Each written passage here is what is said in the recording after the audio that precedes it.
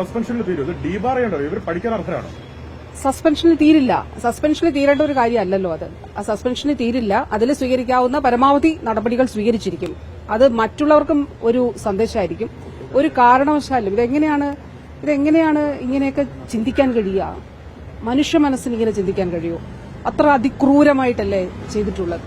അപ്പോൾ തീർച്ചയായിട്ടും പരമാവധി നടപടികൾ അത് പുറത്താക്കുന്നതിന് വേണ്ടിയിട്ടുള്ള എന്തൊക്കെ നിയമപരമായിട്ടുള്ള നടപടികളിലൂടെ അത് സ്വീകരിക്കാൻ ന്നതിന് വേണ്ടിയിട്ടാണ് നിർദ്ദേശം നൽകിയത്. അവരിൽ ചിലർക്ക് സംഘടനാ പശ്ചാത്തലമൊക്കെ ഉണ്ട് എന്ന വിവരം വരുന്നുണ്ട്. ഇതിൽ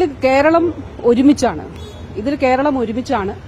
ഇത് സംബന്ധിച്ച് തെറ്റ് ആര് ചെയ്താലും ആ തെറ്റ് തെറ്റായി തന്നെ കാണുകയുള്ളൂ. അത് ഒരു തരത്തിലും മറ്റൊരു തരത്തിൽ കാണില്ല. അത് തെറ്റ് തന്നെയാണ്.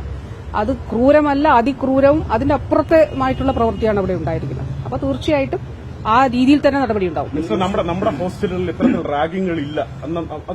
സർക്കാർ അടക്കം നടപടി സ്വീകരിച്ചു. പക്ഷെ ഇപ്പോഴും കഠിനമായ റാഗിംഗ് നടക്കുന്നുണ്ടെന്നുള്ളതാണ്. ഒരു പരിശോധന അത് സംസ്ഥാന വ്യാപകമായി നടത്തേണ്ടതല്ലേ? എല്ലാ വിദ്യാഭ്യാസ സ്ഥാപനങ്ങളിലും ഇത് സംബന്ധിച്ചിട്ടുള്ള ഒരു നിർദ്ദേശം നൽകിയിട്ടുണ്ട്. ഡിഎംഇയുടെ സ്ഥാപനങ്ങളിൽ, പ്രത്യേകിച്ച് മെഡിക്കൽ വിദ്യാഭ്യാസ സ്ഥാപനങ്ങളിൽ ഇത് പരിശോധിക്കാൻ നിർദ്ദേശം നൽകിയിട്ടുണ്ട്. ഇതില് എന്തുകൊണ്ട് ഇക്കാര്യങ്ങൾ ശ്രദ്ധയിൽപ്പെടുന്നില്ല എന്നുള്ളത്, അതായത് ഇതാണ് ഞാൻ പറഞ്ഞത്. അതായത് സീനിയേഴ്സ് ഒരു ജൂനിയേഴ്സിന്റെ റൂമിൽ ചെല്ലുമ്പോൾ ഒരു കാരണവശാൽ ചെല്ലേണ്ട കാര്യമില്ല. എന്തിനാണ് ചെല്ലുന്നത്? അപ്പൊ അത് തുടർച്ചയായിട്ട് ചെല്ലുന്നത് എന്തുകൊണ്ടാണ്? മറ്റ് അവിടെ നടക്കുന്ന പ്രവർത്തനങ്ങൾ സംബന്ധിച്ച് ഇവർ മോണിറ്റർ ചെയ്യുന്നത് എങ്ങനെയാണ്? അതിന്റെ സൂപ്പർവിഷൻ എങ്ങനെയാണ്?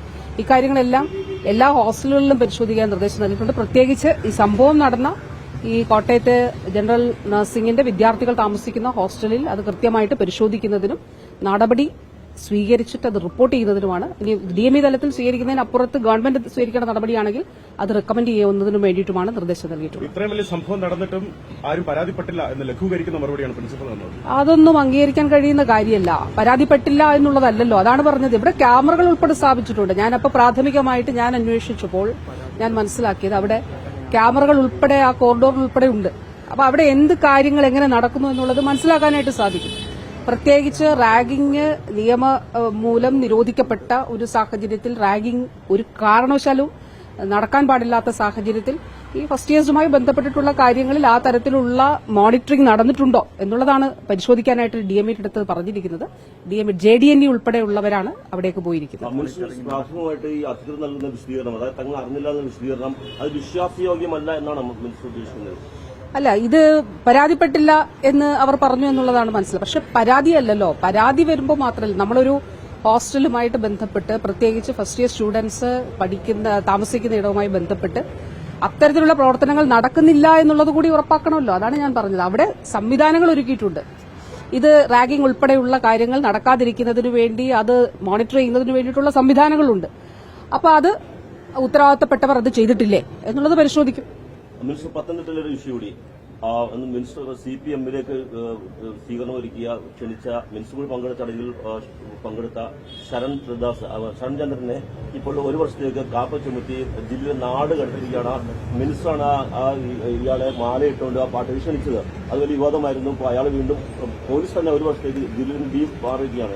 ഇത് പാർട്ടിയും പാർട്ടി ജില്ലാ സെക്രട്ടറി ഇതിന്റെ കാര്യങ്ങൾ പറഞ്ഞിട്ടുണ്ട്. പാർട്ടിയുടെ പരിപാടിയിലാണ് അത്. പാർട്ടിയും പാർട്ടി ജില്ലാ സെക്രട്ടറി കാര്യങ്ങൾ സംബന്ധിച്ച് പ്രതികരിച്ചിട്ടുണ്ട്. അതില് കോഴിക്കോട് മെഡിക്കൽ കോളേജ് സൂപ്രണ്ടിന്റെ റിപ്പോർട്ട് അനുസരിച്ച് 2-3 പേർക്ക് സർജിക്കൽ ഇന്റർവെൻഷൻ ആവശ്യമായിട്ടുണ്ട്. ഇപ്പൊ 14 പേരാണ് ആകെ അവിടെ കൊണ്ടുവന്നത്. അപ്പൊ ആവശ്യമായിട്ടുള്ളവർക്ക് പൂർണ്ണമായിട്ടുള്ള ചികിത്സ നൽകുന്നതിന് വേണ്ടിയിട്ടുള്ള നിർദ്ദേശം നൽകിയിരുന്നു. ഇന്നലെ വൈകുന്നേരം തന്നെ സംഭവം ഉണ്ടായ ഉടനെ തന്നെ കൊയിലാണ്ടി താലൂക്ക് ആശുപത്രിയിലും അവിടെ കാഷ്വാലിറ്റിയിലുള്ള ഡോക്ടേഴ്സിനെ കൂടാതെ അധികം ഡോക്ടേഴ്സിനെ അവിടേക്ക് നിയോഗിച്ചിരുന്നു. അതുകൂടാതെ കോഴിക്കോട് മെഡിക്കൽ കോളേജിലെ എല്ലാ യൂണിറ്റ് ചീഫുകളും ഇന്നലെ ഡ്യൂട്ടിയിൽ ഇല്ലാതിരുന്ന മറ്റു യൂണിറ്റുകളിലെ ഡോക്ടേഴ്സ് ഉൾപ്പെടെ അവിടെ സന്നിഹിതരായിരുന്നു. അപ്പോൾ പൂർണ്ണമായി ചികിത്സ അതിന്റെ ഏറ്റവും നല്ല നിലയിൽ തന്നെ നൽകുന്നതിന് വേണ്ടിയിട്ടുള്ള നിർദ്ദേശമാണ് നൽകിയിട്ടുള്ളത്. നിലവിൽ ഇല്ല എന്നുള്ളതാണ് സൂപ്രണ്ട് നൽകിയിരിക്കുന്ന റിപ്പോർട്ട്. കോഴിക്കോട് മെഡിക്കൽ കോളേജിലെ സൂപ്രണ്ട് നൽകിയിരിക്കുന്ന റിപ്പോർട്ട്.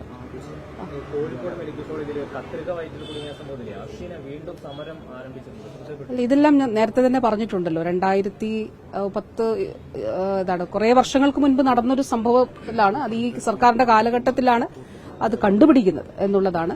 അപ്പോൾ അത് സംബന്ധിച്ച കാര്യങ്ങൾ നേരത്തെ തന്നെ മന്ത്രിസഭ ചർച്ച ചെയ്യുകയും അതിന്റെ അടിസ്ഥാനത്തിൽ കാര്യങ്ങൾ പറയുകയും ചെയ്തിട്ടുണ്ട്. അത് അങ്ങനെ തന്നെയാണ്. പറഞ്ഞോളൂ. പക്ഷേ അർബുദം തടയുന്നതിന് ഒരു മാതൃകാപരമായ ക്യാമ്പയിൻ സംസ്ഥാന സർക്കാർ ആരോഗ്യവകുപ്പ് ആരംഭിച്ചിട്ടുണ്ട്. അടുത്ത ഏത് ഘട്ടത്തിലേക്കാണ് വരുന്നത്? അത് വളരെ പ്രധാനപ്പെട്ട ഒരു കാര്യമാണ്. കാരണം നമ്മുടെ സംസ്ഥാനത്ത് ക്യാൻസർ രോഗികളുടെ എണ്ണം വലിയ രീതിയിൽ വർദ്ധിച്ചു വരുന്ന ഒരു കാലഘട്ടമാണ്. ഒരു വർഷം 65,000 മുകളിൽ 65,000 മുതൽ 80,000 വരെ പുതിയ രോഗികൾ ഉണ്ടാകുന്ന ഒരു സംസ്ഥാനം കൂടിയാണ് കേരളം. പക്ഷേ ഏറ്റവും അതിൽ പ്രധാനപ്പെട്ട കാര്യം 3ാമത്തെയോ 4ാമത്തെ ഫേസിലാണ് ക്യാൻസർ കണ്ടുപിടിക്കുന്നത് എന്നുള്ളതാണ്. അപ്പോഴേക്കും ക്യാൻസർ ചികിത്സ വളരെ സങ്കീർണമാകും. ഈ ഇൻഷുറൻസ് ഒന്നും ഇല്ലാത്ത ആരോഗ്യപരിരക്ഷയ്ക്ക് പുറത്തുള്ള ആളാണെങ്കിൽ വലിയ സാമ്പത്തിക പ്രതിസന്ധി ഉണ്ടാകും. അതുകൊണ്ടാണ് കേരളം പോലെ ആരോഗ്യ സാക്ഷരതയുള്ള ഒരു സംസ്ഥാനത്ത് എന്തിനാണ് ഈ 3ാമത്തെയും 4ാമത്തെയും ഫേസിലേക്ക് വെയിറ്റ് ചെയ്യുന്നത് എന്നുള്ളതാണ്. അപ്പോൾ അതിന് ഫെബ്രുവരി 4-നാണ് ബഹുമാനപ്പെട്ട മുഖ്യമന്ത്രി ഉദ്ഘാടനം ചെയ്തത്. ഏതാണ്ട് 1 ലക്ഷത്തിലധികം സ്ത്രീകൾ പുതുതായി എന്നുവെച്ചാൽ നമ്മുടെ ഈ ശൈലി ആപ്പ് വഴിയുള്ള പോപ്പുലേഷൻ സ്ക്രീനിങ്ങിലും ചിലരെയൊക്കെ സംശയിച്ചിരുന്നില്ല. അവരൊക്കെ ഉൾപ്പെടെ 1 ലക്ഷത്തോളം ആളുകൾ സ്ക്രീൻ ചെയ്യപ്പെട്ടിട്ടുണ്ട്. ചിലയിടത്തെങ്കിലും അവരിൽ ക്യാൻസർ പോസിറ്റീവ് ആണ് എന്നുള്ളത്, മാലിഗ്നൻസി ഉണ്ട് എന്നുള്ളത് കണ്ടെത്തിയിട്ടുണ്ട്. അപ്പോൾ ഇതൊരു വലിയ ജനകീയമായിട്ടുള്ളൊരു മൂവ്മെന്റാണ്.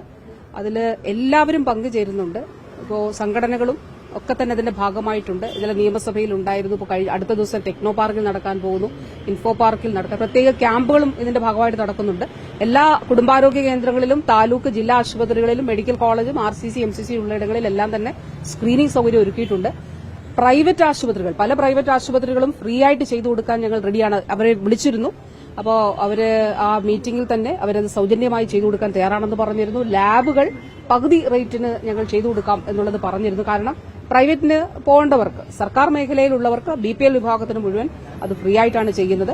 മാമോഗ്രാം 350 രൂപയ്ക്കാണ് ചെയ്യുന്നത്. പുറത്ത് 3000 ഒക്കെ ചെയ്യുമ്പോൾ 350 APL വിഭാഗത്തിന്, BPLന് ഫ്രീ ആയിട്ടാണ് ചെയ്യുന്നത്. അതുകൊണ്ട് ഈ ഭയം മറികടന്നുകൊണ്ട് എല്ലാവരും ഈ സ്ക്രീനിങ്ങിന് വിധേയമാകണം എന്നുള്ളതാണ്. ആദ്യത്തെ 1 മാസം സ്ത്രീകൾക്ക് വേണ്ടിയിട്ടാണ്. അതിനുശേഷം എന്നാലും പുരുഷന്മാർക്ക് സ്ക്രീൻ ചെയ്യണമെങ്കിൽ തീർച്ചയായിട്ടും ചെയ്യാം. നമുക്ക് ഈ അടുത്ത 12 മാസം അതിനു വേണ്ടിയിട്ട് മാറ്റിവെച്ചിരിക്കുന്ന അതിനു വേണ്ടിയിട്ടുള്ള ക്യാമ്പയിനാണ് നടക്കുന്നത്. റാഗിംഗ് ഇഷ്യൂവിൽ നടപടി വൈകുന്നു എന്ന് പ്രതിപക്ഷ നേതാവ് പറയുന്നു. മന്ത്രിക്കെതിരെ, ആരോഗ്യമന്ത്രിക്കെതിരെ അദ്ദേഹം സ്ഥിരം നടത്തുപോലെ രൂക്ഷ വിമർശനം ഇന്ന് നടത്തി. അല്ല, പ്രതിപക്ഷ നേതാവ് അങ്ങനെയല്ലേ പറയുള്ളൂ. അദ്ദേഹം മറിച്ച് പറയുമെന്ന് നമുക്കിപ്പോ കരുതാൻ വയ്യല്ലോ. ഇപ്പോൾ ഞാൻ പറഞ്ഞല്ലോ, ഇതിൽ കേരളത്തിന് ഒരു മനസ്സാണ്. ഒരു അമ്മയുടെയോ ഒരു അച്ഛന്റെയോ അല്ലെങ്കിൽ ഒന്ന് ആലോചിച്ച് നോക്കി, എങ്ങനെയാ ഇത് സഹിക്കുന്നത്, ഇതെങ്ങനെയാ കണ്ടുകൊണ്ടിരിക്കുന്നത്, ഇതെങ്ങനെയാ കാണാൻ കഴിയുന്നത്. അപ്പോൾ തന്നെ ഈ ഒരു വിവരം ഒരു പേരന്റ് വഴിയാണ് കോളേജിൽ അറിഞ്ഞത്, സ്കൂളിൽ അറിഞ്ഞത് എന്നുള്ളതാണ് DME എന്നെ അറിയിച്ചിട്ടുള്ളത്. ആ നിമിഷം തന്നെ ഈ വിദ്യാർത്ഥിയെ സസ്പെൻഡ് ചെയ്യുന്നതിനുള്ള നടപടി സ്വീകരിച്ചു. സസ്പെൻഡ് ചെയ്തു, പോലീസിലും റിപ്പോർട്ട് ചെയ്തു. അതായത് ഈ നഴ്സിംഗ് സ്കൂളിൽ നിന്ന് പോലീസിലും റിപ്പോർട്ട് ചെയ്തു, പേരന്റ്സും പോലീസിൽ റിപ്പോർട്ട് ചെയ്തിരുന്നു. മറ്റൊരു കുട്ടിയുടെ പേരന്റ് വഴി അറിഞ്ഞു എന്നുള്ളതാണ് DME റിപ്പോർട്ട്, ആദ്യമായി പ്രാഥമിക റിപ്പോർട്ട് നൽകിയത്.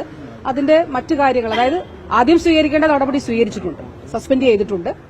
അതിനുശേഷം ഞാൻ പറഞ്ഞില്ലേ, അവരെ പുറത്താക്കുന്നത് ഉൾപ്പെടെയുള്ള കാര്യങ്ങൾ, അതിനെന്തൊക്കെ നടപടികൾ സ്വീകരിക്കണം അത് ചെയ്യണം. കാരണം ഈ പറഞ്ഞതുപോലെ ഇത് അംഗീകരിക്കാൻ കഴിയാത്തതാണ്, അതിക്രൂരമാണ്.